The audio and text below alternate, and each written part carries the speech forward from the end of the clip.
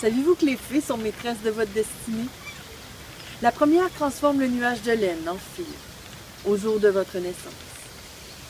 La deuxième enroule votre vie sur le grand dévidoir du temps. Et la dernière coupe le fil au jour de votre mort. Rien qu'à voir, on voit bien. Quand il fait noir, on voit rien. Quand tu voyais que tu voyais plus, tu voyais bien que tu voyais rien. Qu'est-ce que tu regardais? Mais rien qu'à voir, on voit bien. Quand il fait noir, on voit rien. Quand tu regardais que tu voyais plus, tu voyais bien que tu voyais rien. Qu'est-ce que tu regardais? Faut-il être auprès des moutons sans pouvoir y filer la laine?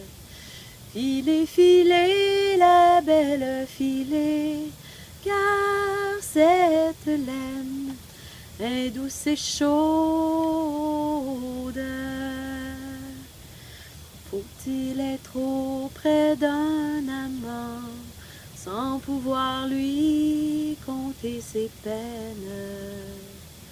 Comptez, comptez, la belle, comptez, car c'est pour vous mon cœur soupire.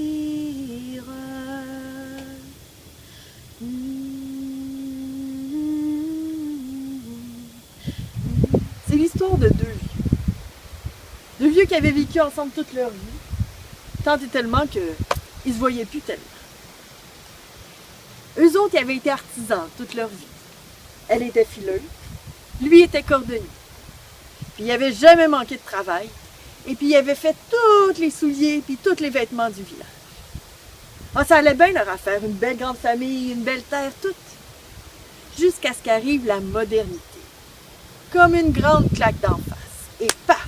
Du jour au lendemain, la vie a changé. Tout le monde rêvait d'aller vivre en ville et puis eux autres, se sont retrouvés sans travail. Leurs enfants, ils avaient bien essayé de les emmener avec eux autres. Les dans en ville, les parents, on va s'occuper de vous autres, vous n'aurez plus de nourriture à faire, puis... Mais eux autres, ils voulaient rien savoir. Dans le village, ils étaient nés, puis dans le village, ils allaient mourir. Et un matin, ils se sont dit qu'il fallait bien qu'ils se trouvent encore un peu de travail. Ils sont allés au château du roi. Ça tombait bien. Parce que le roi, il voulait refaire faire toute la garde-robe puis les souliers pour sa famille. Comme il aimait le travail bien fait. Il a engagé le cordonnier et la fileuse. Puis ils ont travaillé du soir jusqu'au matin. Quand ils sont revenus à la maison, la femme a dit à son mari, « Il faut qu'on fasse ça. T'aimerais-tu ça? On pourrait manger des crêpes. » Là, lui, il est tout content. C'est rare manger des crêpes dans ce temps-là. C'était vraiment un grand jour de fête. Fait qu'il dit, oui, certainement ma femme. Mais elle dit avant, il faudrait que tu ailles jusqu'au village là, pour emprunter une poêle, qu'on puisse faire cuire les crêpes. Tu ferais ça pour moi, hein? Mon chéri. Mon chéri? Ça faisait des années qu'elle n'avait pas appelé comme ça.